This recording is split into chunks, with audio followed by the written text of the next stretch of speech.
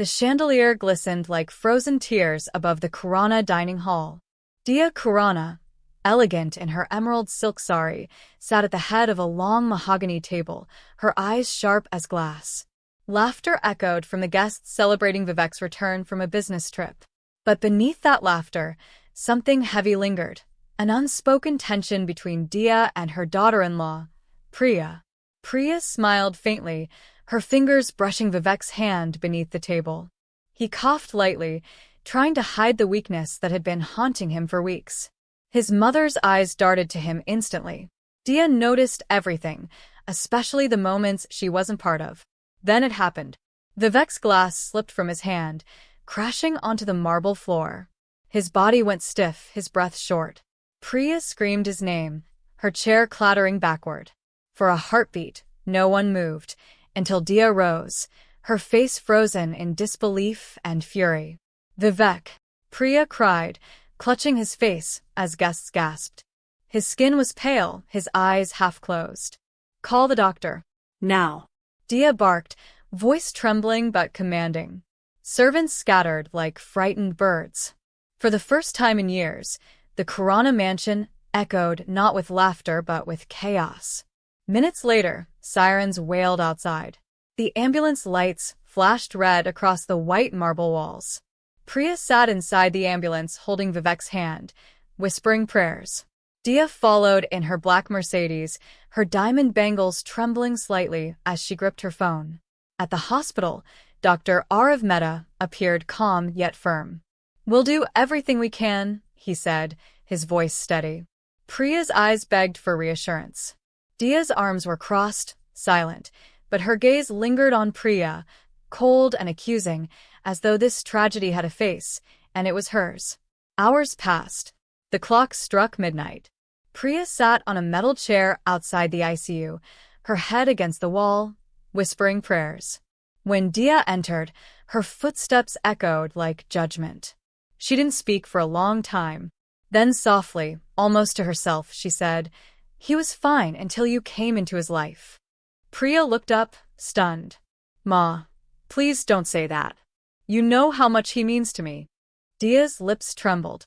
"Then why does pain follow you wherever you go?" Her voice cracked. "You brought him love. Yes, but you also brought him sickness."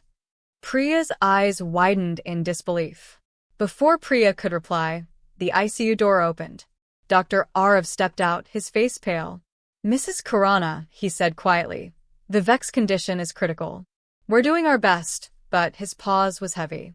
Priya broke down completely, while Dia clenched her fists to keep from screaming. That night, Dia stood by the glass, staring at her son's unconscious body. Her reflection on the glass merged with his pale figure inside. And in that blurred reflection, something inside her broke. But instead of tears, anger filled the cracks. Someone had to be blamed, and Priya was the easiest target. When the first light of dawn touched the hospital windows, Dia made a silent bow. "If my son doesn't wake up," she whispered to herself, "the woman who ruined his life will never have peace again." And just like that, a mother's love turned into a curse. That was the night everything changed, not just for Vivek, but for every heart bound to him. And from that day, the war between a mother's pride and a wife's love truly began. The morning after the collapse, the Khurana mansion felt colder than ever. Curtains drawn, servants whispering, and the scent of incense clinging to the marble air. Dia sat silently in the living room, dressed in a white silk sari, her eyes red but dry. Priya stood near the doorway, hesitant, holding a tray of tea that trembled in her hands. When Priya tried to speak, Dia's voice sliced through the air. "You should rest," she said coldly. "You've done enough." The words stung more than any scream could. Priya lowered her eyes, unsure whether Dia meant comfort or accusation. Dr. Arav arrived later that morning with an update. "His condition is stable for now," he said gently. "But we must avoid stress or conflict around him." Priya nodded quickly, grateful. Dia only offered a stiff nod, her gaze fixed on the floor. As soon as Dr. Arav left, Rakesh Malhotra entered, the family's longtime advisor. His slick smile didn't suit the somber air. Madam, he whispered to Dia. I did some digging. Seems the daughter-in-law's family not so clean. Debts, loans, even rumors of a legal issue. Dia's silence was the only approval he needed. By evening, whispers had begun. Servants exchanged knowing glances when Priya walked by. Every gesture she made was misinterpreted, every silence painted as guilt. The house that once felt like home now watched her like a stranger. That night, Dia went to her son's empty room. The scent of his cologne still hung in the air. She ran her hand over his pillows, whispering, "My boy, I'll protect everything you built." Her gaze fell on a photo of Vivek and Priya laughing, and her expression hardened. Meanwhile, Priya sat in her room, staring at the rain outside. Her reflection on the window looked fragile, a woman fighting both grief and guilt. She whispered to herself, "I just want him to come back, please." The next morning brought more bad news. Dia gathered the household staff and announced, "From today, Mrs. Priya will no longer handle family accounts or house matters. Until Vivek returns, everything will go through me." Priya froze, realizing her trust, her small sense of belonging, had just been taken. Later, when Priya tried to protest, Dia didn't even raise her voice. "You're his wife, not his guardian. And until my son recovers, I decide who stays or leaves." It wasn't the words that broke Priya. It was how calmly Dia said them, like a sentence passed without trial. That evening, Rakesh returned with more poison disguised as advice. "Madam, for safety, perhaps you should secure the property papers." "Just in case." Dia nodded slowly. "Do it quietly," she said. "And make sure Priya knows nothing." Her voice was ice. That night, Priya found the mansion's lawyer leaving late. "Is everything okay?" she asked. He avoided her eyes. "Just some paperwork, madam." Her heart sank. She didn't know why, but something inside whispered. Her life was slowly being rewritten. In the quiet that followed, Dia stood by the balcony, overlooking the sea. Wind blew through her silver hair. "I won't lose my son," she whispered. But in her heart, she had already begun losing herself. At dawn, Priya entered the temple room, lighting a diya for Vivek's recovery. "Please bring him back to me," she whispered. Her hands shook. Behind her, Dia appeared silently. "God doesn't listen to liars," she said softly. Priya turned, tears in her eyes. "Ma, what have I done?" Dia looked down at her, emotionless. "You took my son's peace." The diya flame flickered between them, as if afraid to burn in the tension. Later that day, Priya called her best friend Mira. "I think she blames me," she confessed. Mira's voice cracked through the phone. "Then prove her wrong. Stay strong, Priya. Don't let her take everything." But Priya's silence said it all. Strength was the one thing she was losing fastest. In the days that followed, Dia began isolating Priya completely, removing her from decisions, silencing her presence at family meetings, erasing her from the mansion's rhythm. And as Dia rose each day with new determination, she couldn't see the thing slowly dying in her: compassion. In the name of love, Dia Khurana began to destroy the very thing her son cherished most: peace. And Priya, she hadn't even realized the war had begun. Sometimes betrayal doesn't arrive with noise.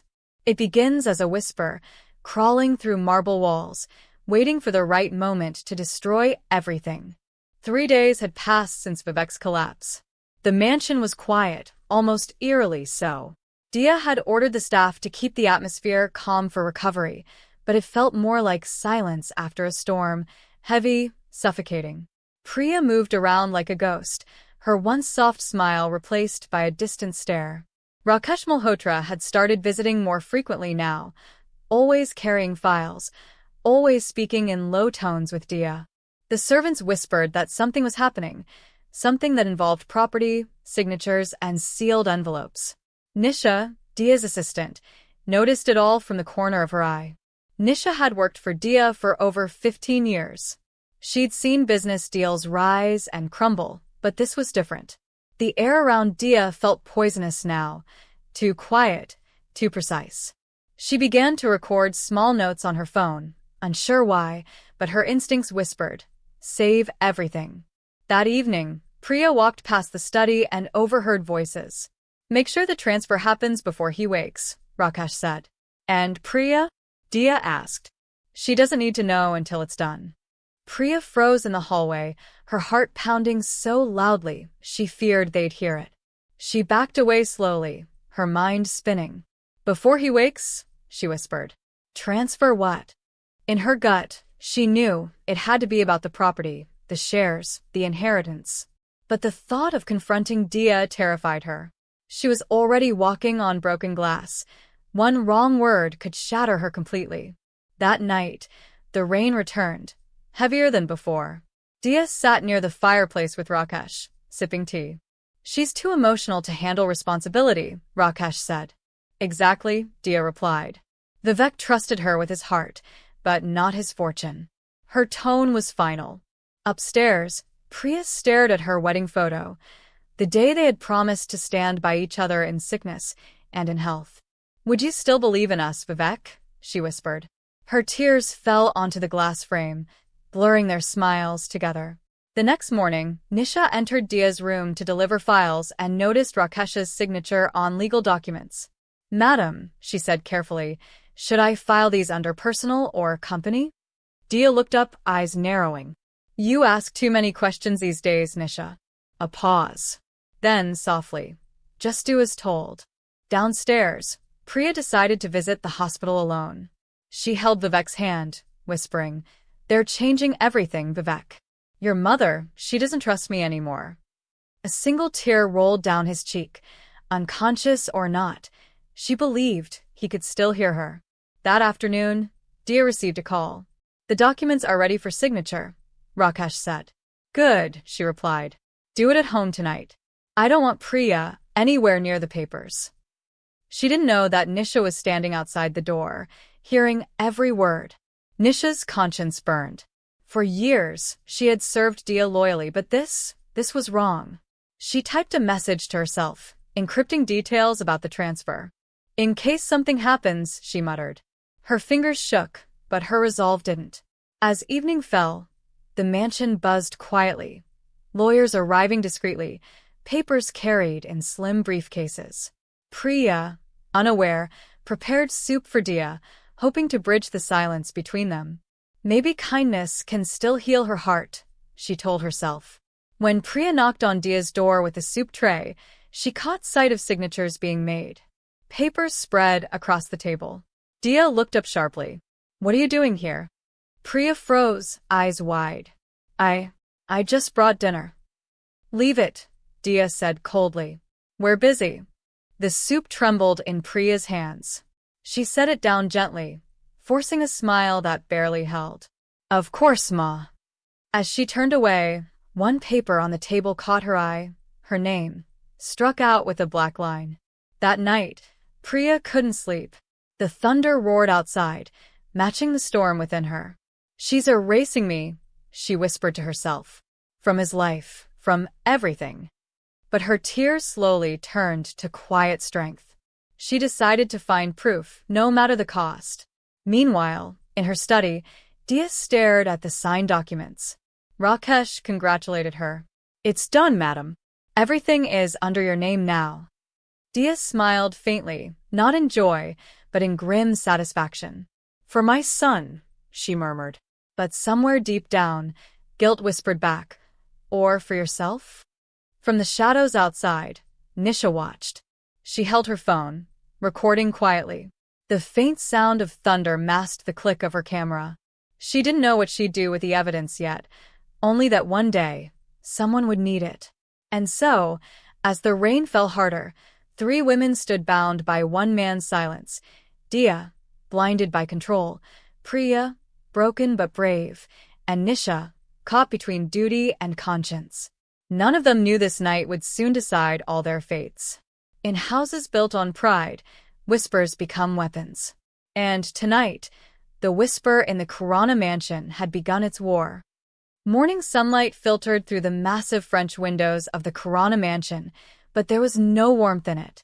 Priya walked into the living room, clutching a silver tray of tea. She paused when she saw Dia seated on the sofa, surrounded by relatives who had suddenly come to check on Vivek. Dia didn't look at Priya directly. Instead, she sighed and said loudly, "You know, in my day, we cared for our husbands properly. They never fell sick from stress." The words hung in the air like poison. Priya's hands trembled, and the teacups rattled slightly. "Ma," Priya whispered, her voice breaking, "please don't say that." Dia smiled faintly, her lips barely curving. "I'm just stating facts, Beta. Maybe if you spent less time praying and more time paying attention, Vivek wouldn't have been overworked." The relatives nodded, murmuring false sympathy. Priya placed the tray down and quietly walked away before her tears could fall. As she passed the hallway mirror, she caught a glimpse of her reflection, tired eyes, trembling lips. She barely recognized herself anymore. In the hospital, Vivek's condition had stabilized slightly, but he remained unconscious. Dr. Ara visited daily and often found Priya praying in silence. "He's fighting, Mrs. Khurana," the doctor told her kindly. But she wasn't sure if Dia wanted her to hope or to break. Back at the mansion, Dia called her lawyer. "Start the paperwork," she ordered. "Transfer all property control to me. Until my son is well, I'll handle everything." The lawyer hesitated. "And your daughter-in-law, madam?" Dia's eyes hardened. She doesn't need to handle what she can't understand. That night, Priya entered the master bedroom to collect some of Vivek's clothes. But when she opened the drawer, she froze. All their framed photos were gone, replaced by Dia's portraits with Vivek from years ago. A cold chill ran through her veins. She clutched one photo tightly, her tears dripping onto the glass. "He loved me, Ma," she whispered into the silence. "Why are you taking everything from me, even memories?" Her words broke in the emptiness of the room. Meanwhile, Dia stood on her balcony, overlooking the city lights. The wind lifted her silver hair as she whispered, "I built this empire. I won't let her destroy it." But deep down, fear was eating her. The fear of losing the only person who gave her life meaning. The next morning, Priya tried to speak again. "Ma, please. I just want to help." Dia didn't look up from her papers. "If you want to help, stay away from my son. He doesn't need bad luck right now." That sentence hit harder than a slap. Later, Priya went to the temple near the mansion. She sat before the flickering diyas, eyes closed. Her heart whispered, "If this is punishment, tell me what for." But all she heard was silence.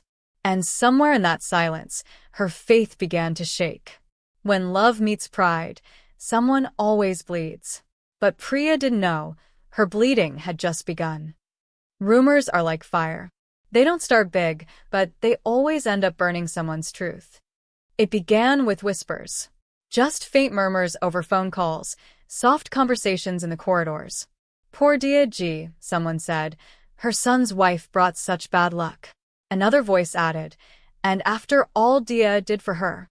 Within days, sympathy became gossip, and gossip became poison. Priya first noticed the strange looks. The servants no longer greeted her warmly. The relatives who once smiled now avoided eye contact. Even the gardener, who used to bring her flowers, stopped coming near. It was as if she carried a disease no one wanted to catch. One afternoon, Rakesh, Dia's old family advisor, arrived with a briefcase. He always had a polite smile, but today it seemed cold.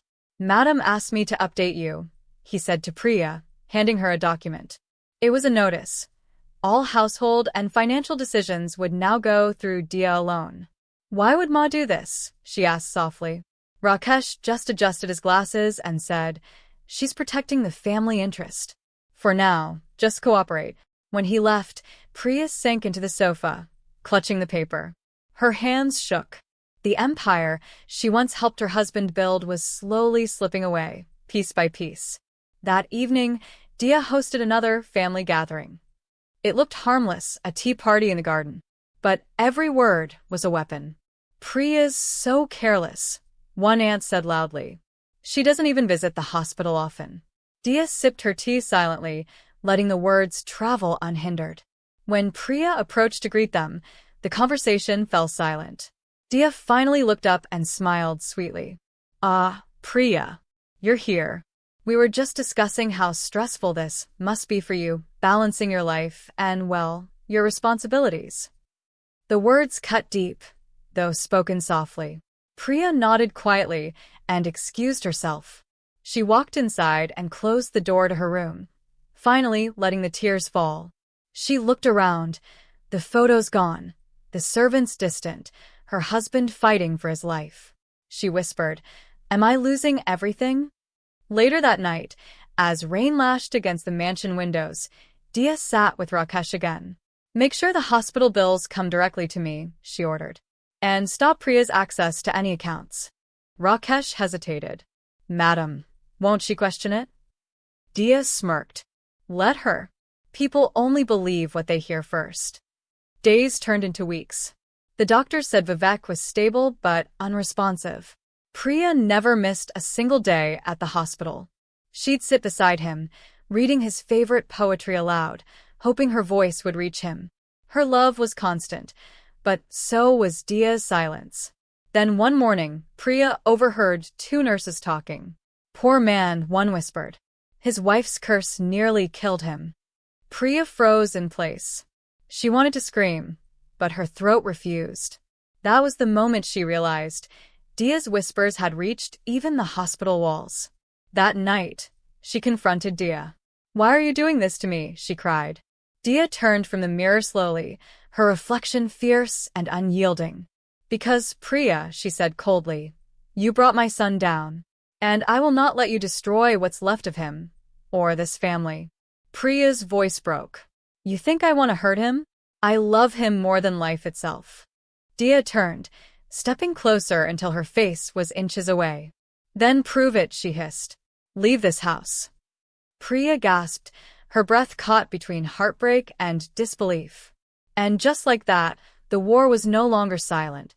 A mother's pride had spoken, and a wife's heart had shattered. The mansion was quieter than ever. Even the ticking clock seemed afraid to make a sound. Priya sat in the living room, staring at the framed photo of her wedding day. She remembered how Dia had smiled then, warm, proud, loving. That woman was gone now. What remained was someone hardened by grief and control. Rakesh entered quietly, carrying a brown envelope. "Mrs. Khurana wants you to sign this," he said. Priya frowned. "What is it?" "Just routine documentation," he muttered. But something in his voice didn't sound routine at all. When she opened it, her blood ran cold. It was a legal notice, a property rights release form. Signing it meant she'd have no claim to any of Vivek's assets if anything happened to him. "Why would Ma want this now?" she whispered. Rakesh avoided her gaze. "It's just a precaution, Priya. Mrs. Khurana believes it'll prevent any legal complications." Priya stood up sharply. "Legal complications? I'm his wife, not a stranger." Rakesh hesitated. "I'm only following orders." And with that, he left her standing alone with a piece of paper that felt heavier than grief. That evening, Dia called her to the study. The air was thick with tension. "Have you signed it?" she asked calmly. Priya's voice trembled. "Ma, why would you want me to give up everything?" Dia looked up, her expression icy. "Because this family is mine, Priya. My son is mine. You were a guest who overstayed." "Ma, I love Vivek," Priya pleaded, her voice breaking. "I'm not here for money. I never was." Dia stood up slowly. "Then prove it. Sign it. Walk away from all this and show me your love isn't tied to property." Her challenge echoed in the room like thunder. Priya turned away, her chest heavy with pain. "You think I'm after wealth?" she said softly. "When all I want is your son to live." But Dia didn't reply. She just looked at her reflection in the glass cabinet, strong, unbending, but deeply alone. Later that night, Priya sat in Vivek's empty room. She placed the unsigned document beside his pillow. "If you are awake," she whispered, "you tell me what to do." Her tears soaked the sheets as the rain tapped softly on the window. Suddenly, her phone rang. It was Dr. Arav. "Mrs. Priya, you should come to the hospital now," he said quickly. "There's been a development." Her heart stopped. "Is Vivek?" "Just come," he interrupted. His tone was urgent, serious. Within minutes, Priya rushed into the hospital, breathless, drenched from the rain. Dr. Arav met her at the ICU door. He moved his hand, he said, smiling slightly. It's not much, but it's a good sign. Priya's eyes filled instantly. Oh, thank God. For the first time in weeks, she felt hope.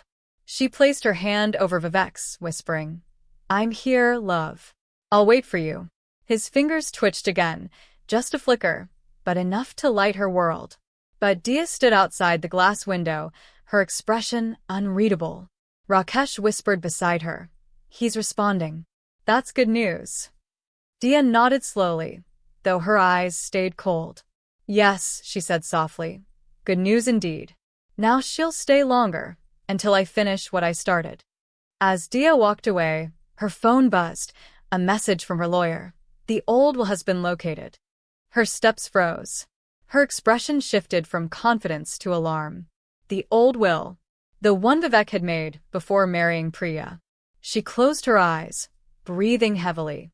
If that document came to light, it could ruin everything she'd done so far. Because the old will didn't name her, it named Priya as sole inheritor if anything happened to Vivek.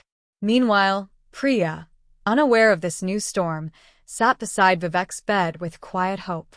For the first time in weeks, she smiled. Maybe, she whispered, love can heal what hate destroyed. Hope had just returned, but so had danger. Because Dia's secret, the one buried for years, was finally rising from the shadows. What if the people you trusted most were the ones writing your downfall? The night in Delhi was strangely quiet, too quiet for a home that once echoed with laughter and love. The Sharma mansion stood like a fortress of silence, its marble walls hiding screams no one dared to speak of. Priya sat on the edge of her bed, clutching a framed photo of her husband, Vivek. His smile was still warm, frozen in time, a cruel reminder of everything she'd lost.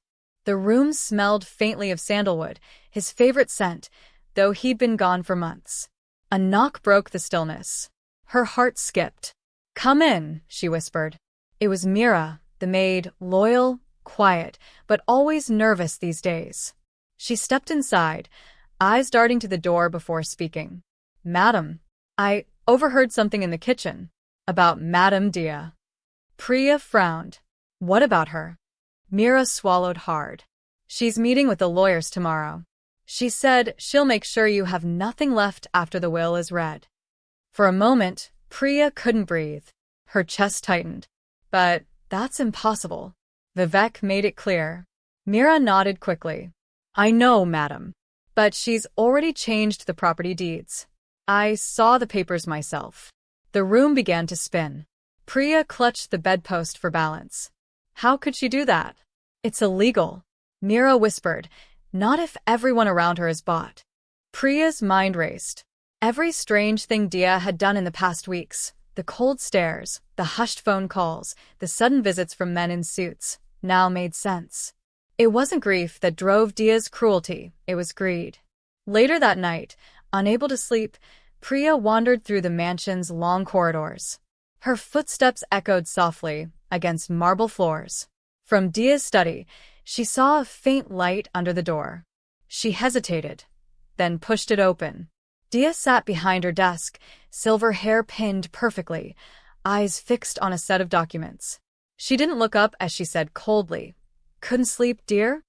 Priya froze. You're still awake? Dia smiled faintly. Some of us have responsibilities.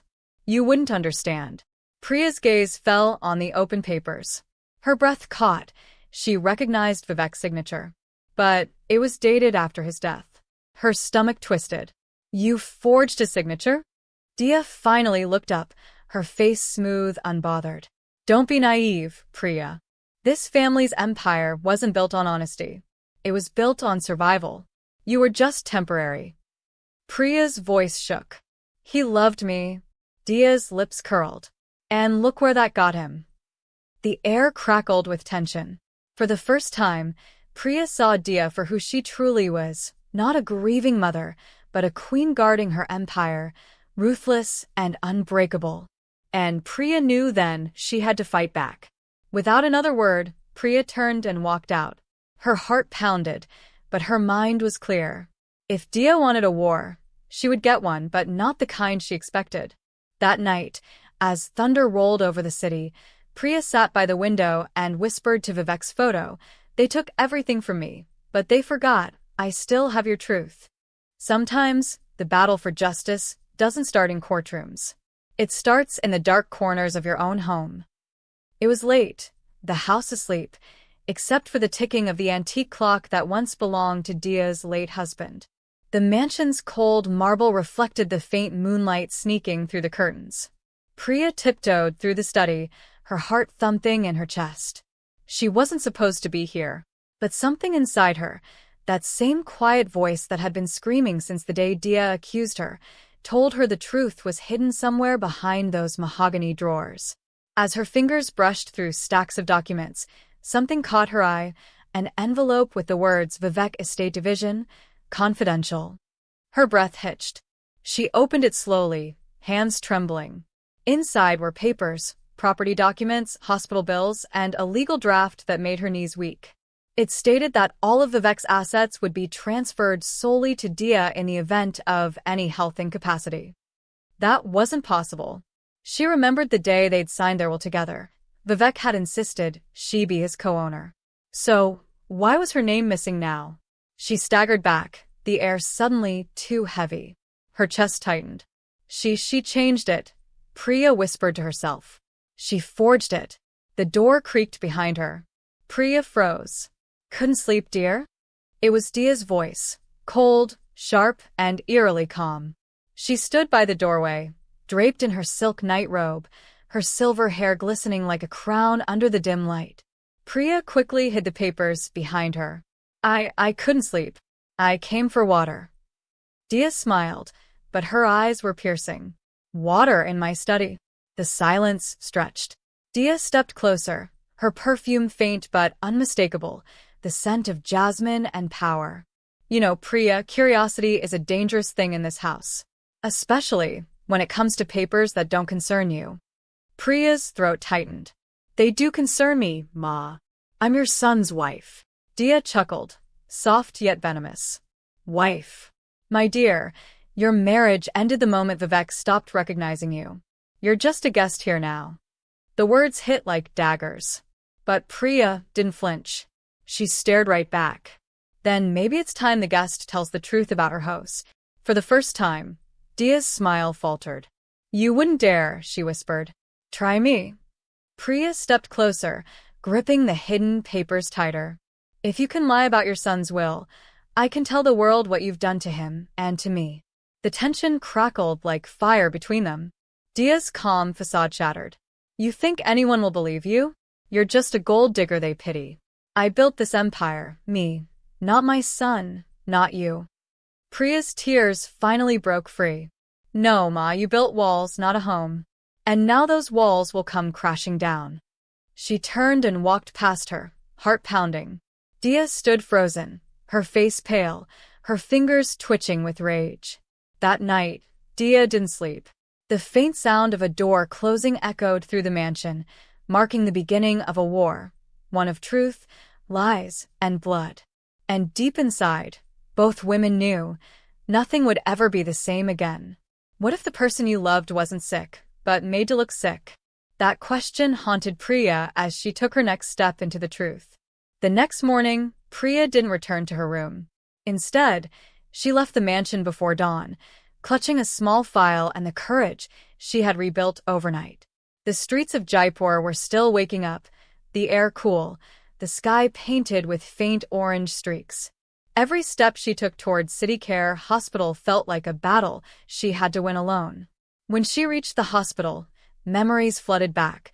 The night Vivek was first admitted, his fever, the confusion, and Dia's sudden dominance over everything, including the doctors.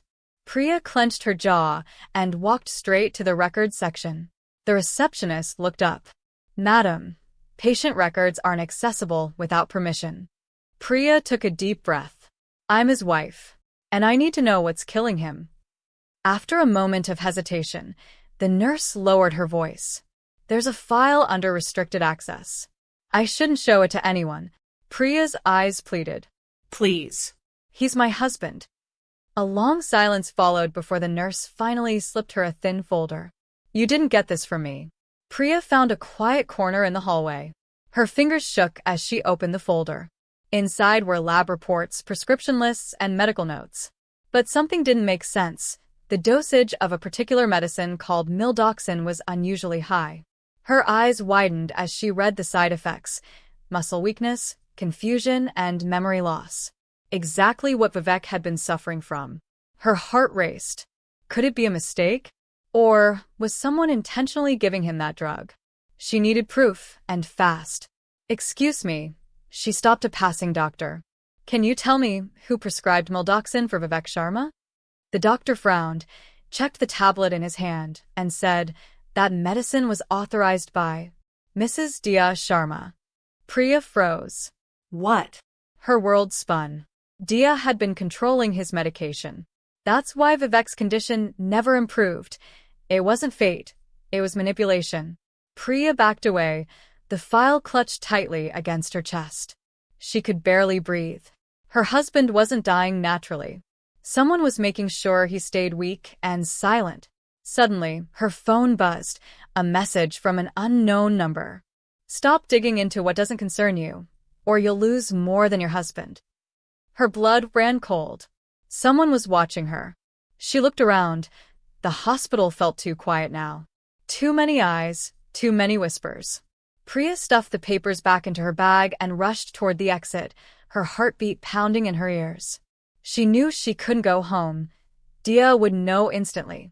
Instead, she stopped by a public bench outside the hospital, under the shade of a banyan tree. She pulled out her phone and recorded a voice note. If anything happens to me, this file goes to the media. My husband didn't fall sick by accident. He was made sick. Then she exhaled deeply, whispering to herself, You played with my love, Dia, but now I'll play with your power. As she walked away, her reflection in a car window showed not fear, but fire. Priya Sharma had found her weapon, the truth. That night, as Dia sat sipping tea on her balcony, a small smile crept on her lips. She already knew what Priya had discovered. And in her world, no one escaped knowing too much. The next morning, the city was restless. Jaipur's pink walls shimmered under the blazing sun, but Priya's world felt darker than ever. She hadn't slept.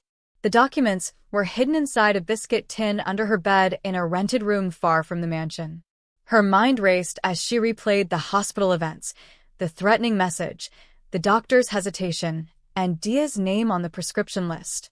Someone was helping Dia, and Priya needed to find out who. Priya's first thought was the nurse, the only person brave enough to give her that restricted file. Her name tag had read Meera Singh. Priya dialed the hospital to reach her, but the response made her blood run cold. Ma'am, Nurse Meera has been on sudden leave since last night, the voice on the phone said. Priya froze. Leave? She didn't say where she was going. No forwarding number either. Her fingers trembled as she hung up. Something wasn't right. Meera wouldn't just disappear, not after helping her. Priya grabbed her bag and rushed out into the crowded street. The sound of honking autos and vendors calling out filled the air, but all she could hear was her heart pounding. She hailed a rickshaw. City Care Hospital. Fast. At the hospital, she scanned every corner for Meera. When she reached the nurse's station, a new nurse looked up. You're looking for Meera, ma'am? Priya nodded quickly. She didn't show up today. They said she met with an accident last night. Priya's voice cracked. An accident? Where? The nurse shrugged. Police said she was found near civil lines. Her scooter skidded. Died instantly. Priya stumbled back, clutching the wall for support. Tears blurred her vision. Meera had died, the only person who knew the truth. But Priya didn't believe in coincidences anymore. Not in Dia's world. As she walked out of the hospital, the city noise seemed distant.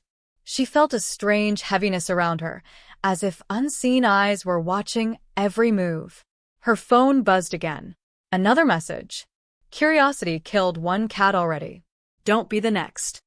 Priya gasped, her hands trembling. The sender was still unknown. She looked around, scanning faces, parked cars, windows. Every shadow felt alive. She rushed into a cafe nearby, sitting in the farthest corner, heart racing. She needed to think. Who else could help her? The police? No, they'd side with Dia. Her money could buy anything, even silence. Then a memory flashed Dr. Menon. He was the only senior physician who'd once questioned Vivek's treatment before Dia replaced him. Maybe he knew something. She found his number online and called. Dr. Menon? This is Priya Sharma, Vivek's wife. Please, I need to speak with you. There was a pause.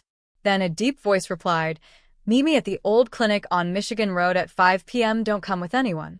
Evening arrived too soon. The old clinic looked deserted. Faded paint, broken windows, and the faint sound of ceiling fans struggling against time. Priya entered slowly, her sandals echoing on the marble floor. Dr. Menon? She called out. A voice answered. Close the door. Dr. Menon stepped into the light. Older now, his face lined with worry. I was waiting for someone brave enough to ask questions, he said quietly. I knew what they were doing to Vivek. But the hospital board, Dia owns them. I couldn't speak up. Mira tried, and now. His voice trailed off. Priya whispered, then help me stop her. Dr. Menon sighed, pulling out a small USB drive from his pocket. This contains every record I secretly copied. It proves what you said. Vivek was poisoned gradually with mildoxin.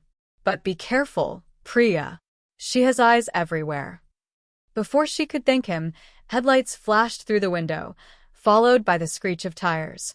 Menon turned pale. They found us. Run, he shouted. Priya grabbed the USB and bolted through the back door. Behind her, heavy footsteps and the sound of breaking glass echoed. She didn't look back. She couldn't. That night, under the flickering streetlights, Priya realized there was no turning back. Dia had taken her husband, her peace, and now her safety.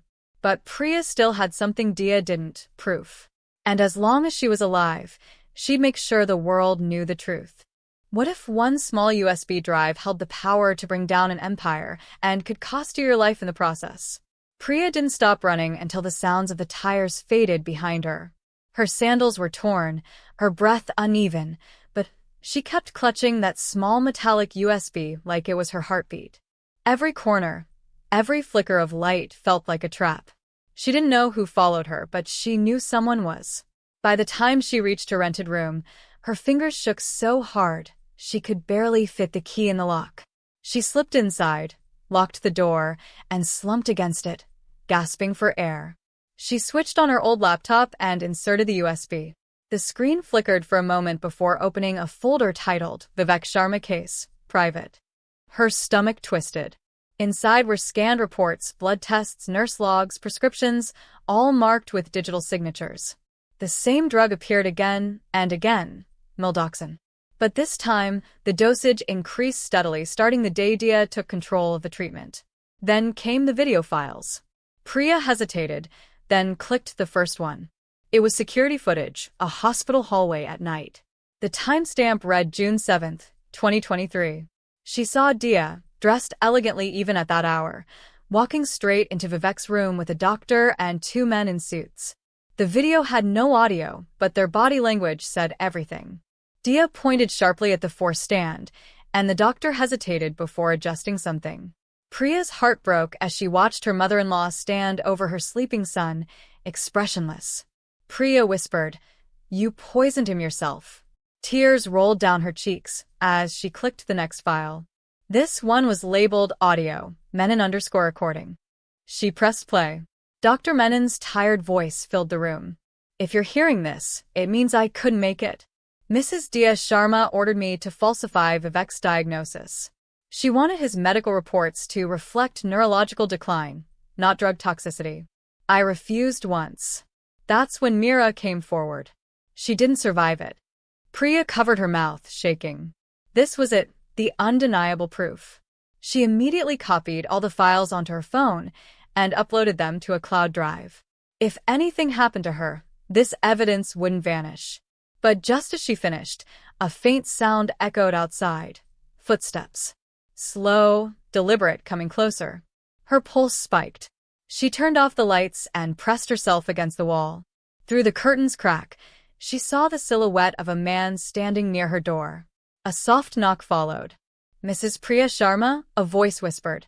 "Courier delivery." Her mind screamed. "Courier? At midnight?"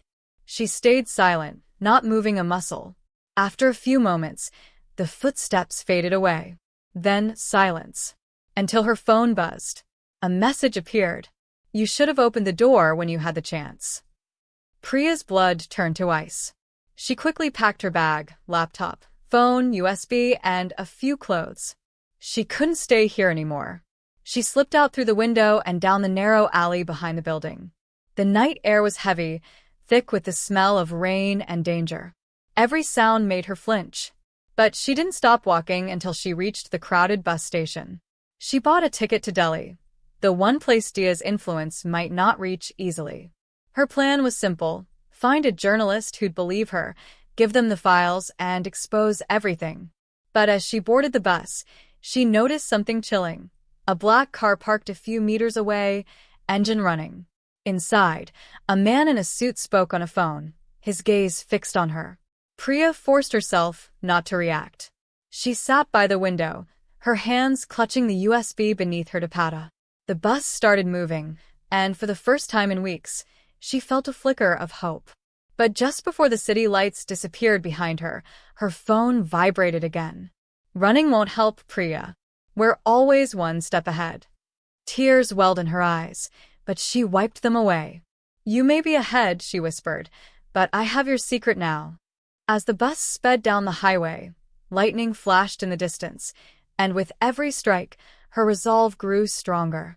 Dia's empire of lies was about to crumble, and Priya was ready to light the match.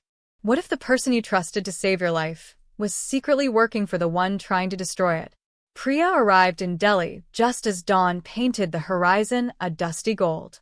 The air smelled of chai, diesel, and new beginnings. She stepped off the bus exhausted but alert, clutching her bag tightly. The USB drive was still in its hidden pocket, her only weapon in a war she never asked for. She checked into a cheap lodge near Parganj.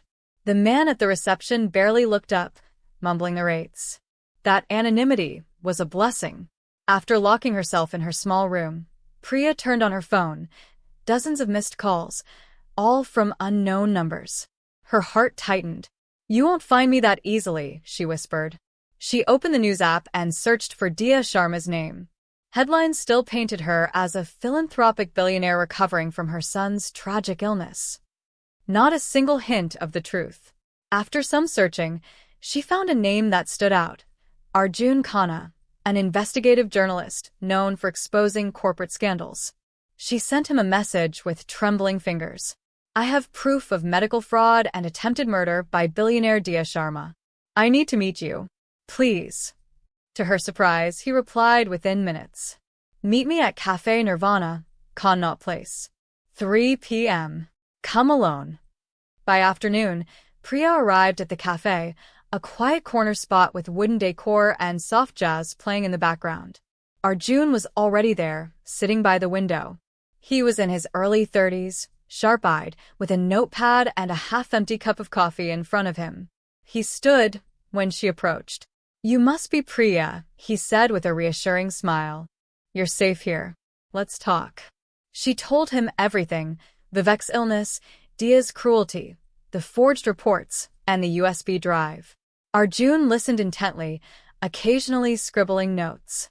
When she handed him the USB, he inserted it into his laptop, brows furrowing as he scrolled through the files. "Priya," he said finally, "this is explosive. If verified, this could destroy Dia Sharma completely. But it's also dangerous for you. She has friends in politics, the police, and the media." Priya nodded. "I know. That's why I came to you." Arjun leaned forward. "I'll need a day to verify this. Stay low, don't contact anyone.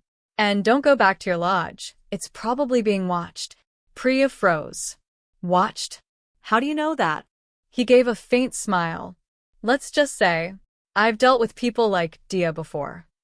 That night, Arjun arranged for Priya to stay in a safe flat near Lajpat Nagar, small but clean, with barred windows and a single bed.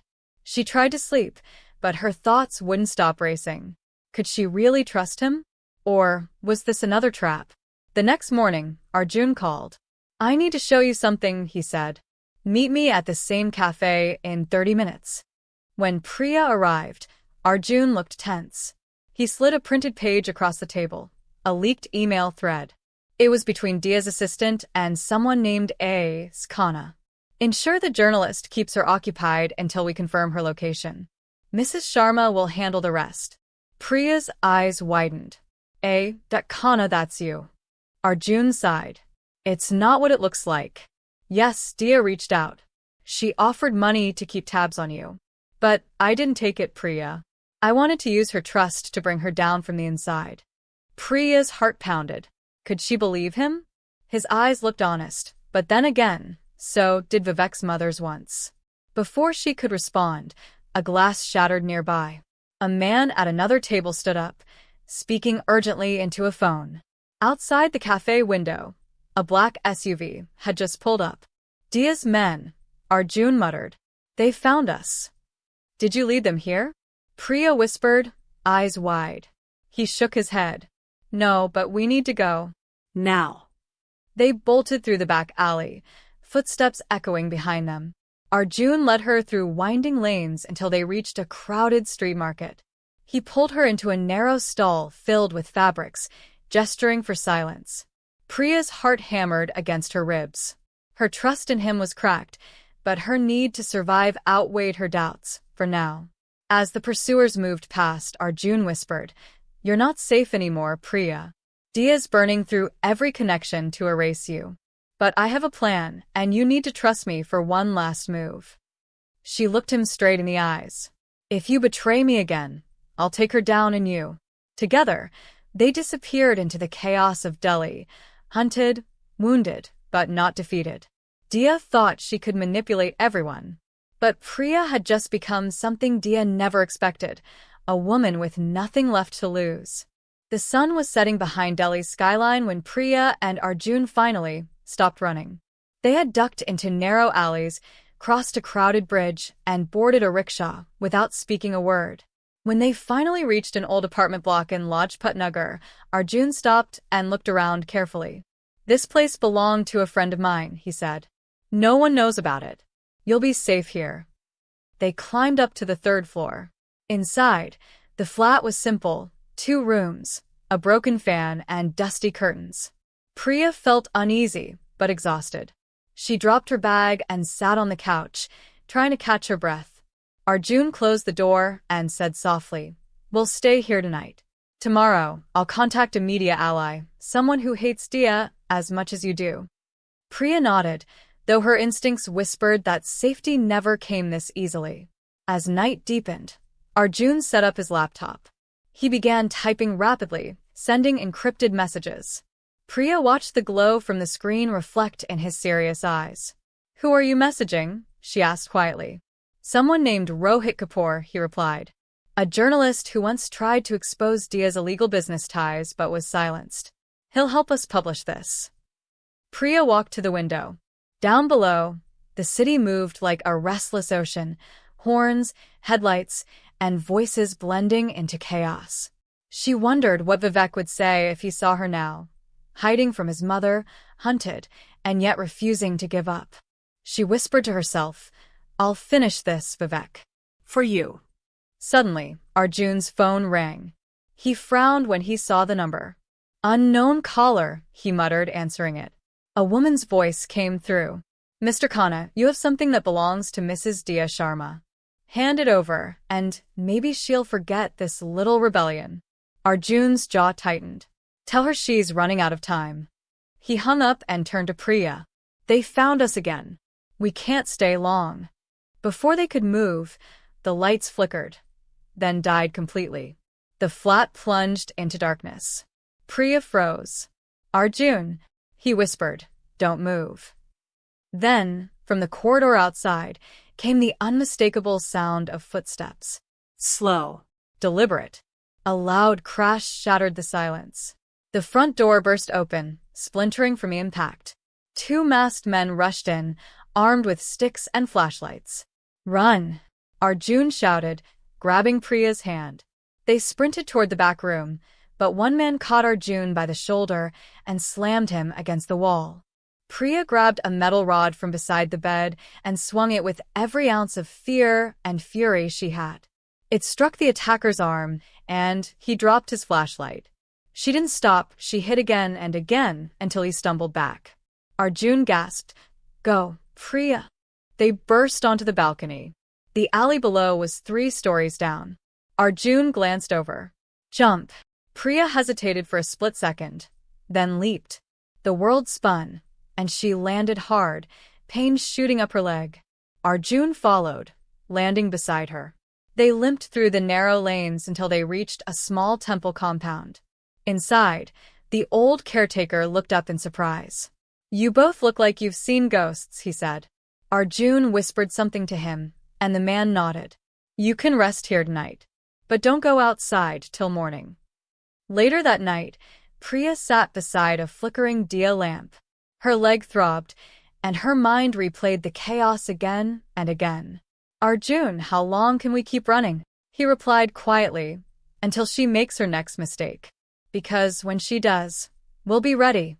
Just then, the caretaker returned, holding a sealed envelope.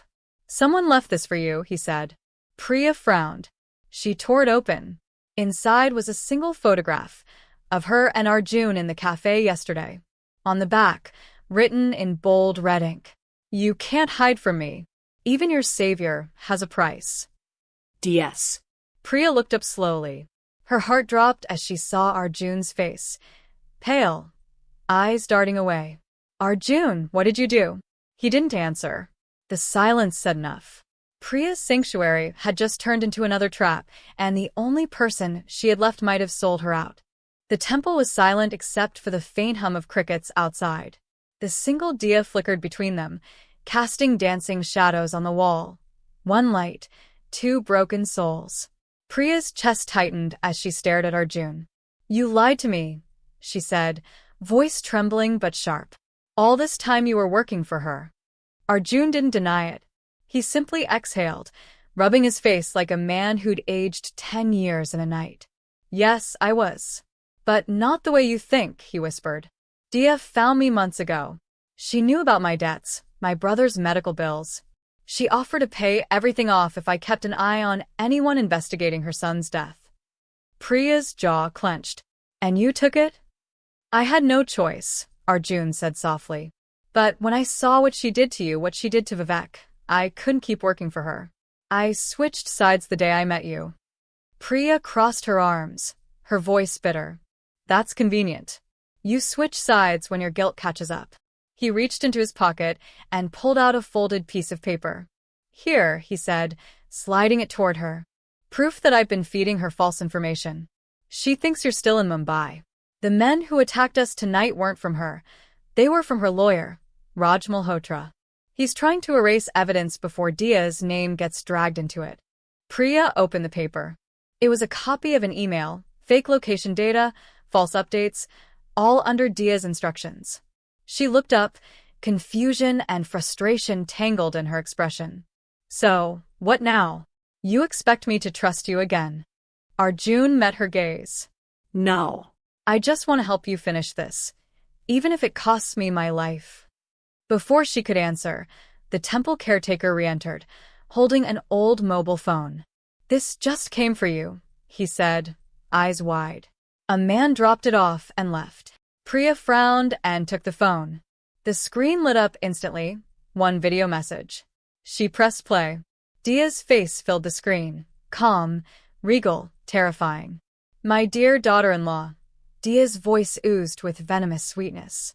"Running from me won't save you. You forget I don't lose. Return what you stole, and I'll let you live.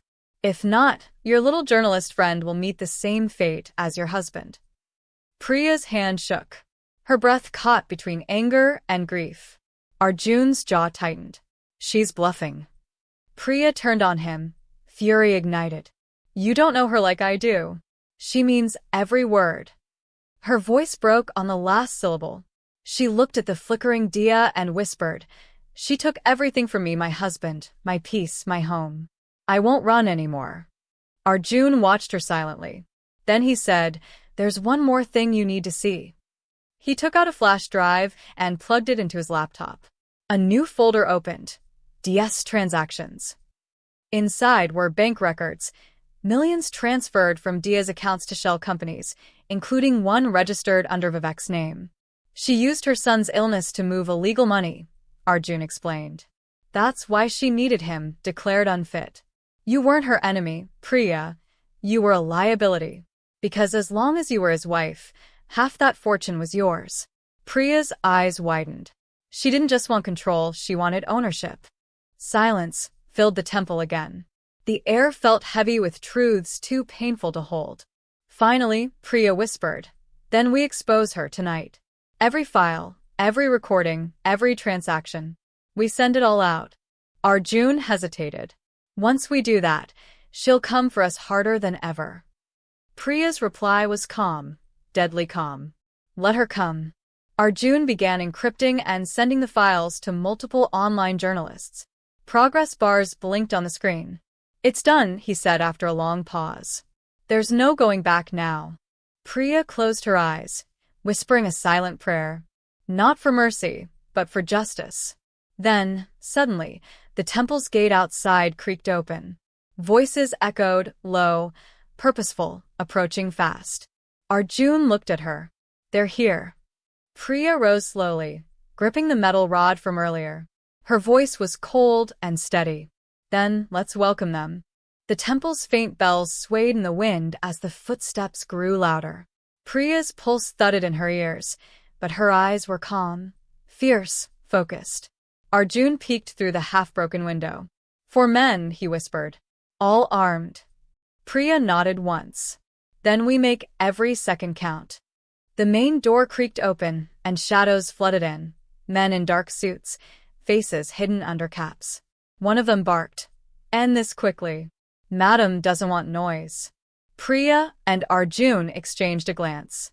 They moved like two souls bound by the same fire, silent, ready. One man stepped forward and kicked over a brass bowl. The metallic clang echoed. "Come out, Mrs. Priya Sharma," he sneered. "Or we'll drag you out." Priya's voice came from behind a pillar, calm and sharp. "Tell Dia I'm done hiding." Then she swung. The metal rod hit the man's wrist. His flashlight clattered away. Arjun lunged at the next, disarming him with a kick. The fight was brutal but brief. Priya fought with the desperation of someone who had nothing left to lose. Arjun took a hit to the shoulder but stayed standing. Within minutes, 2 of Dia's men lay unconscious, and the others staggered outside into the darkness. Breathing heavily, Priya dropped the rod. "They'll call her now," she muttered. "She knows where we are." Arjun groaned, pressing his wound. "We can still leave. There's a back road through the forest." Priya shook her head. No. "If we run, she wins. We end this tonight." Outside, a black SUV screeched to a halt. From it emerged Dia Sharma herself, dressed in an elegant white sari that shimmered under the headlights. She looked every bit the queen descending into her battlefield. She walked slowly toward the temple gates, her heels echoing like gunshots in the still night. "Priya," she called, her voice soft, cruel. "You've made quite a mess. Come out, dear. Let's talk like family." Priya stepped out into the moonlight. "Family," she said, her voice cracking with rage. "You destroyed mine." Dia smiled faintly.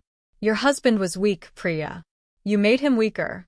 I simply did what had to be done." Priya's eyes widened, then darkened with realization. "You poisoned him, didn't you?" Dia's smile didn't fade. A mother protects her legacy. Before Priya could speak, Arjun emerged, holding up his phone. "Confession recorded," he said, "and already backed up online." For the first time, Dia's eyes flickered with panic. "You think that will stop me?" she hissed. "Money erases everything." Priya stepped closer. "Not this time. The journalists have it too. Your empire ends tonight." Dia's composure cracked, a storm behind her calm mask. "You foolish girl," she whispered. "Do you know who I am?" Priya took one step closer. "Yes," she said softly. "A murderer who called herself a mother." Sirens wailed in the distance, faint at first, then growing louder. Dia turned, disbelief twisting her features. You called the police?" Priya's lips curved slightly. No. The world did. The police vehicle screeched to a stop outside the temple.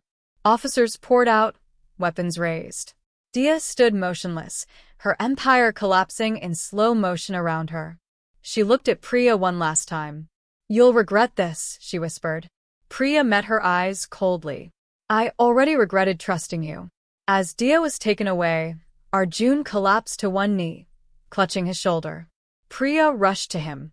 "You'll be okay," she said softly, holding him steady. He smiled weakly. "We did it, Priya. You got your justice." Priya looked up at the dawn breaking behind the temple. "Justice," she whispered. No. "This is just the beginning." 3 days had passed since Dia's arrest. The Sharma estate was silent, the kind of silence that only follows storms. Reporters still crowded the gates, their flashes bouncing off the marble pillars like restless lightning. Priya walked through the grand hallway, her footsteps echoing softly. The air smelled faintly of incense and old betrayal. She wasn't here for revenge anymore. She was here for closure. Arjun followed behind her, his arms still bandaged. "You sure you want to do this?" he asked quietly. Priya nodded. "I need to see what she was hiding." The officers said there's a private study, one even the servants weren't allowed to clean. They reached a carved teakwood door. On it, in golden letters, were the words, Dia S. Sharma, Private Office. Priya turned the handle. It creaked open to reveal a room frozen in time, shelves lined with ledgers, expensive perfume lingering in the air, and a single framed photo of Dia holding a young Vivek. Her heart clenched. "She wasn't always this cruel," she whispered. "Something broke inside her long before I came." Arjun began scanning the bookshelves. If she hid something, it's not in plain sight. He tugged at a shelf, nothing. Then he tapped along the back wall. A hollow sound. He looked at Priya. "Here." Together they pushed. A hidden panel slid open, revealing a small safe, old and mechanical. "Do you know the code?" Arjun asked. Priya hesitated, then remembered something Dia once said. "Every key I own is written in numbers you'll never forget." Vivek's birthday. She tried it. The safe clicked open. Inside lay a stack of envelopes, an old fountain pen, and a sealed document stamped Last Testament of Vivek S. Sharma. Priya's breath hitched. "His will," she whispered. She tore it open carefully. Inside was a handwritten letter. Vivek's voice echoed in her mind as she read aloud. "If you're reading this, something has gone wrong. I know Mother will never let go of what she's built. But Priya, you're the only one I trust to protect what's right." Her hands trembled as she continued. "I've transferred half my shares to a foundation in your name, one that helps families of patients who can't afford treatment. But be careful, love. Mother knows, and she will destroy you for it." Priya sank into the chair behind Dia's old desk. The weight of everything hit her at once: love, loss, truth. "He knew," she whispered. "He knew she'd come for me." Arjun leaned against the wall, his expression dark. "She wasn't just protecting wealth.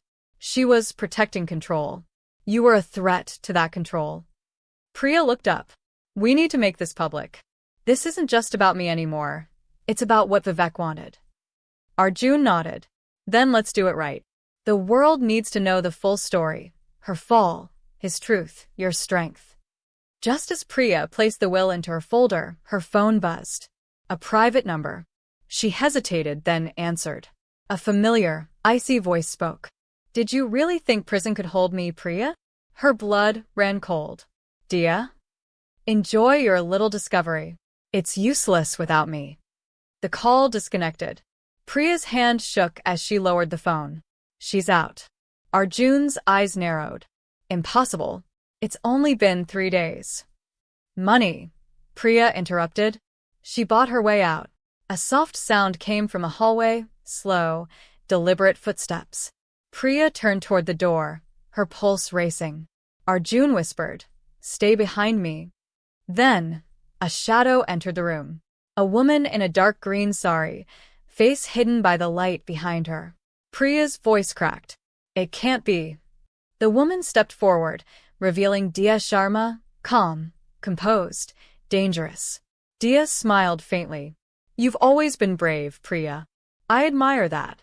But now, you've taken something that belongs to me." Priya stood tall, holding Vivek's will. Not anymore, Dia. "You've lost everything." Dia's expression darkened. Not yet.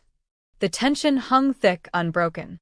Somewhere in the distance, thunder rumbled, as if the heavens themselves anticipated what came next.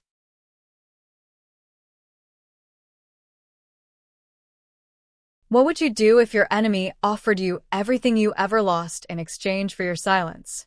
The storm outside raged like the echo of every sin committed within the walls of the Sharma mansion. Thunder rolled across the sky as rain began to splatter against the windows. Inside, Priya stood facing Dia, the woman who had taken everything from her, now standing there as if she owned the air itself. Arjun shifted slightly beside Priya, hand instinctively moving toward his pocket knife. But Priya lifted her hand subtly, stopping him. "This isn't her battlefield anymore," she whispered. Dia smirked, her diamond earrings catching the faint light. "Still the righteous one, aren't you, Priya? Even after everything." "Why are you here?" Priya demanded. "The police should have kept you locked up." Dia walked slowly toward the desk, trailing her manicured fingers across the polished wood. "Money opens doors, my dear. But I didn't come for revenge. I came to make you an offer." Priya frowned. "An offer?" Dia turned to her, voice silk-wrapped in steel. "Sign those documents over to me, the will, the foundation papers, everything Vivek left you. And I'll give you something in return." Arjun laughed bitterly. "Your version of charity, I suppose?" Dia ignored him. Her gaze locked on Priya. "I'll give you freedom. A new life. Enough money to vanish and never look back." Priya's laugh was hollow. "You think money will make me forget you murdered my husband?" Dia's eyes softened, surprisingly. "I didn't kill him, Priya. Not directly." The words hung in the air like poison. Arjun frowned. "What do you mean, not directly?" Dia walked to the window, staring out at the rain. "Vivek was supposed to take a treatment, an experimental one. I stopped it. I thought it would make him weaker, easier to control. But he died faster than I expected." Priya's lips trembled. "You let him die." Dia turned, her face calm but her eyes glistening faintly. "I did. And I've lived with that mistake every single day since." Arjun's voice rose. "That wasn't a mistake. That was murder." Priya stepped forward, fury and sorrow warring inside her. "Why tell me now? Why come back?" Dia smiled faintly. "Because I'm dying too, Priya. Stage 4 cancer. My empire means nothing anymore. I just want what's left of it to remain in the family, under my name." The room fell into heavy silence. Only the rain spoke. Priya looked down at Vivek's will, then back up at the woman who had caused her every pain. "You think confessing excuses you?" Dia shook her head slowly. No. "But it might help you live again. Take my deal, Priya. Walk away. You'll never win against a system built on people like me." Arjun stepped closer, whispering, "Don't trust her. This is her last game." Priya nodded slightly, but her eyes never left Dia. "You're right, Dia," she said finally. "I can't win your way, but I can win mine." She placed Vivek's will back into her bag. "Vivek wanted his legacy to help people. I won't let your greed bury his memory again." Dia stood slowly, trembling slightly. "You'll regret this." Priya looked back at her, eyes fierce, unflinching. No, Dia. "You will." Suddenly, Dia stumbled slightly, gripping the desk for support. For the first time, Priya saw not a monster, but a woman broken by her own ambition. Arjun whispered, "She's sick. Let's go." Priya hesitated for just a second before nodding. "Goodbye, Dia." As Priya and Arjun stepped into the storm outside, thunder rolled again, but this time, it sounded less like anger and more like release. Inside, Dia collapsed into her chair, staring at the empty doorway. A faint smile touched her lips. "He always did love your fire, Priya," she whispered. Outside, Priya looked up at the dark sky. "It's over," she murmured. Arjun shook his head. No. "It's just beginning. Now the world will know the truth." The rain poured harder, washing away the ashes of lies that had burned too long. Priya's steps grew lighter with every drop. She had lost everything, yet somehow gained something greater: peace. The next morning, the storm had passed. But inside Priya, a new one brewed quietly, one of suspicion, hope, and unfinished truth. She sat at the small wooden table in Arjun's safe house, surrounded by boxes of Vivek's old foundation files. Arjun entered with 2 cups of chai, setting one beside her. "You've been at this all night. What are you looking for?" Priya didn't look up. "The truth." Dia said she didn't kill him directly. That means someone else helped her. Someone close. As she opened another dusty folder, a faded letter slipped out. The handwriting was familiar, Vivek's. Her breath caught. She unfolded it carefully, eyes scanning the words. "If you're reading this, Priya, then something has gone wrong. I've built this foundation not just for charity but to protect a secret one Dia can never know. Inside the vault at Sharma Foundation's headquarters lies a document that could destroy her empire." Priya's eyes widened. A secret vault. Arjun leaned closer. "Then we find it." By evening, they stood outside the massive Sharma Foundation building, the very heart of Dia's empire.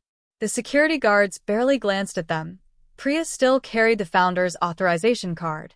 Inside, every footstep echoed with memories.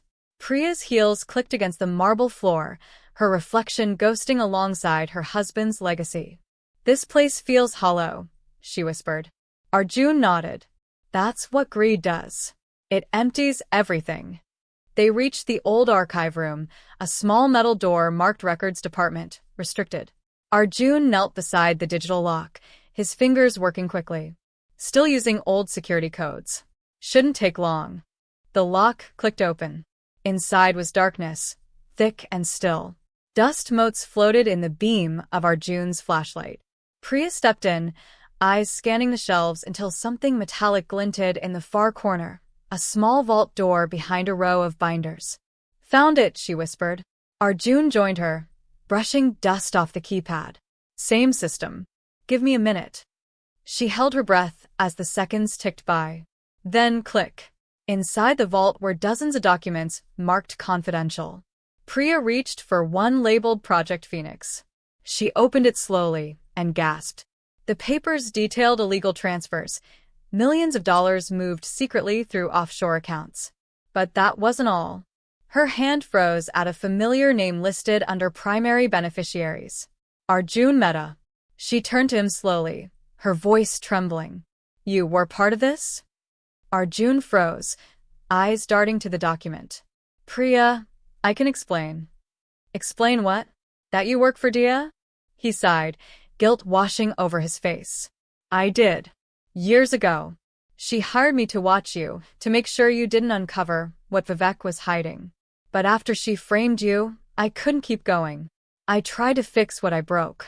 Priya's heart pounded. Her trust, her only safe space, shattered again. "You used me." Arjun's voice cracked.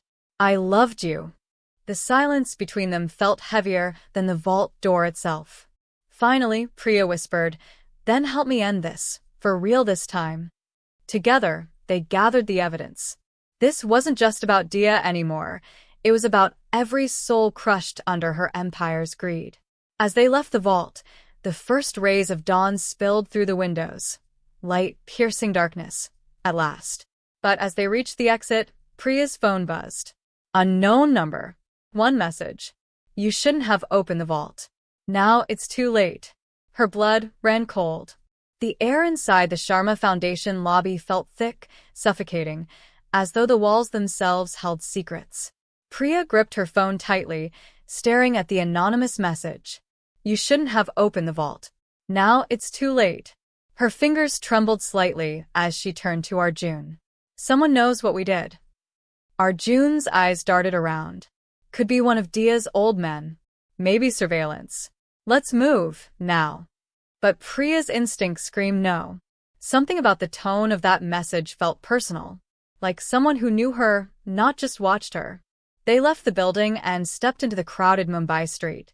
The chaos outside, honking cars, vendors shouting, the smell of rain, felt oddly distant, drowned out by the storm in Priya's chest. In the taxi, Priya stared out the window, her reflection flickering over the city lights. For a split second, she thought she saw another reflection behind hers, someone watching her through the glass. She blinked. It vanished. Priya? Arjun's voice snapped her back. Where should we go? She exhaled slowly. To the one place Dia never touched, Vivek's old office at the mansion. Arjun frowned. It's still locked up. Police sealed it. Priya's lips curved slightly. Then let's break the seal. By nightfall, they reached the sprawling Sharma estate. The mansion loomed in eerie silence, lit faintly by moonlight. The once luxurious garden was overgrown now, vines crawling over marble statues, petals scattered like forgotten tears. Arjun forced the back door open with a metal rod. The hinges groaned, a haunting echo through the corridors. Priya stepped inside slowly. Every creak, every shadow felt alive. The air smelled faintly of sandalwood and dust. They reached Vivek's old office. The door still bore the police seal, now faded and cracked. Priya's hand trembled slightly as she peeled it away and turned the handle. Inside, the room looked frozen in time. Books still sat on shelves, papers scattered across the desk. A faint whiff of his perfume lingered, like a ghost refusing to leave. Priya closed her eyes. It's like he's still here. Arjun searched the desk drawers while Priya trailed her fingers across the old photographs on the wall. Vivek smiling, his arm around her shoulder, and Dia in the background staring. But in one photo, something caught her eye. Arjun, she whispered. Look at this. There's someone else in the picture, in the mirror reflection behind Dia. He took it, his face paling. That's impossible. That's... Before he could finish, the lights flickered, then went out completely. Arjun, Priya whispered. Did you do that? No, he breathed. Someone's here. A soft creak echoed from the hallway, deliberate, slow.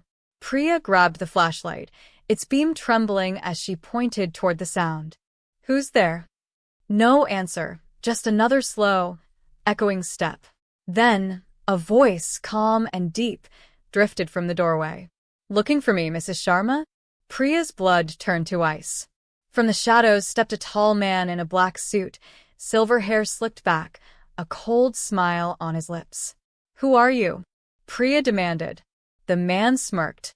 I'm the one Dia answered to, the one who built her empire. Arjun froze.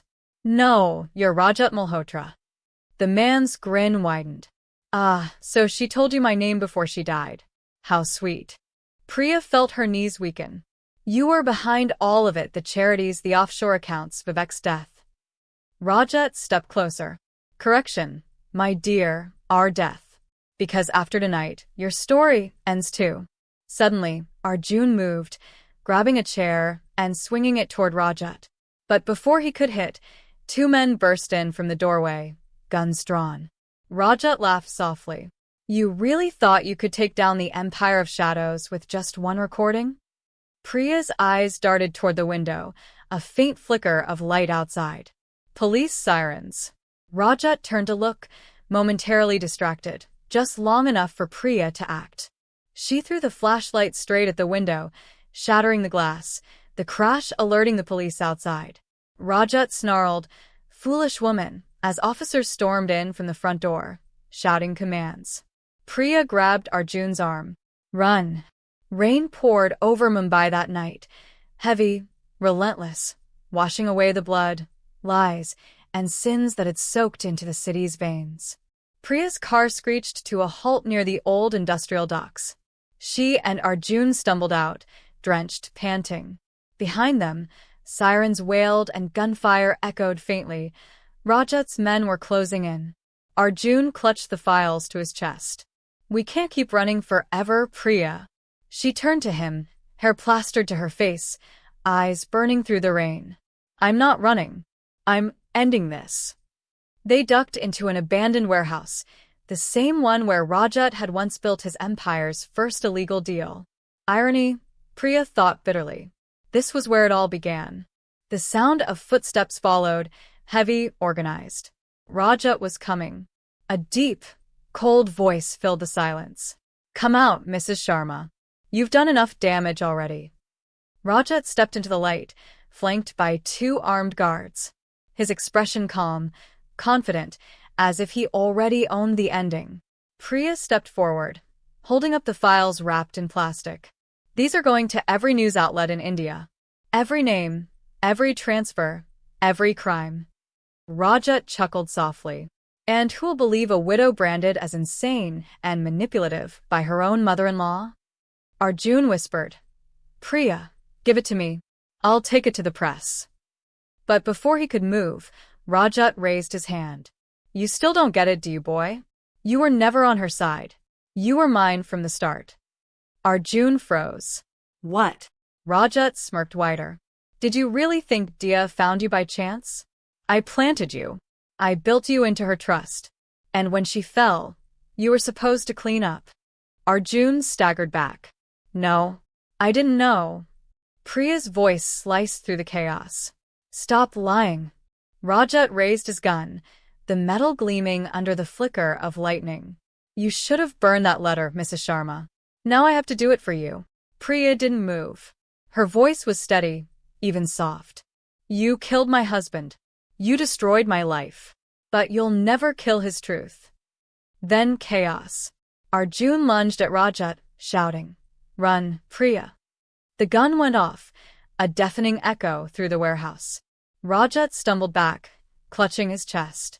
Arjun fell beside him, bleeding from his shoulder. Rajat collapsed, gasping. "You think this ends me? My reach goes beyond death." Priya knelt beside him, eyes cold. "So does justice." She turned to Arjun, who groaned in pain. "I'm sorry," he whispered. "I didn't know how deep it went. I just wanted to make things right." Priya pressed his hand. "Then you did." Police sirens cut through the storm as they approached the warehouse. Priya stood, clutching the folder tight. The dawn light broke faintly over the city, a new day crawling out of darkness. Later that morning, the headlines blazed across every channel. Sharma Empire collapses, billionaire network exposed. Evidence from late Vivek Sharma's widow brings justice. Priya watched quietly from her hospital window, the city slowly coming back to life below. A gentle knock on the door. Inspector Malik entered, smiling faintly. "It's over, Mrs. Sharma. You did it." Priya nodded. "No, Inspector. We did." That evening, she returned to the temple, the same one where she had once fought for her life. She placed Vivek's photo on the altar, lit a single diya, and whispered, "You can rest now, my love. The world finally knows who you were." As she stood, the wind caught her sari and lifted it slightly, like wings unfurling. For the first time in years, Priya smiled without fear. In life, some people chase money. Others chase power. But only a few chase truth, no matter how much it burns. And when they do, that's when the world changes. If you believe justice can rise again, like a phoenix from the ashes, then share her story. Let the world hear Priya's voice. Comment below, what would you have done if you were Priya? Run or fight back?